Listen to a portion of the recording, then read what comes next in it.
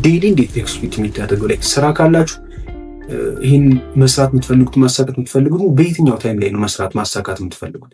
ምን ያክል ታይም ነው አሎኬት የምታደርጉለት? ላይ ያችን ዴዲኬት የሆነችዋን ታይም ሰዓቷ ስትደርስ ቀጥታ ለዛች ነገር ብቻ ትሰጣላችሁ ማለት ነው።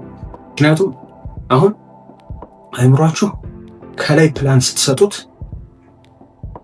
አቅጣጫ ወዴት ፎከሱን ወዴት ማድረግ እንዳለበት አውቋል። አሁን ፕላን ማውጣት ጥቅሙ አቅጣጫችሁን ወዴት እንደሆነ አቅጣጫችሁ ወደ የትኛው ወደ ሰሜን፣ ወደ ደቡብ፣ ወደ ምስራቅ፣ ወደ ምዕራብ የሚለውን አቅጣጫ ታውቃላችሁ።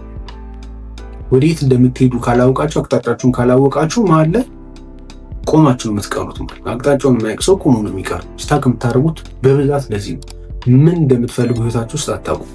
ስለዚህ በተቻለ መጠን አቅጣጫችሁን የሚያሳያችሁ ነገር ለአይምሯችሁ ክሊር የሆነ አቅጣጫ የሚሰጠው ፕላን ነው። እሱም ፕላን ማወቅ አለባችሁ። ላይ የሆነ ህልም የሆነ ማሳካት የምትፈልጉት ነገር ካለ አይምሯችሁ ቀጥታ ወደዛ መሄድ እንደሚፈልግ ያውቃል ማለት ነው። ስለዚህ እናንተም ወደዛ መሄድ እንደምትፈልጉ ስለሚያውቅ በተቻለ መጠን እሱም ወደዛ ፑሽ ያደርጋችኋል። አሁን ምን ይሆናል? የአይምሯችሁን ኢነርጂ መጠቀም ትጀምራላችሁ።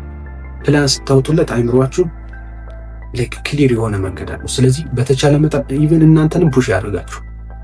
ምክንያቱም አዲስ ነገር ነው፣ ገና ኦልሬዲ እየሞከራችሁት ስለሆነ ውስጥ መሀል ላይ ያለችውን ስትራግል ቻሌንጆችና ምሳይ ነው ወደኋላ ማለት የሚፈልገው እንጂ ፕላን ስታደርጉ ኤቭሪቲንግ ስሙዝ ነው። በጣም ደስ የሚለው ነገ በቃ ሞቲቬሽናችሁ የሚገርም ነው ምናምን። ከነገ ጀምሮ ነገሮችን ለማድረግ ነው የምትሞክሩት።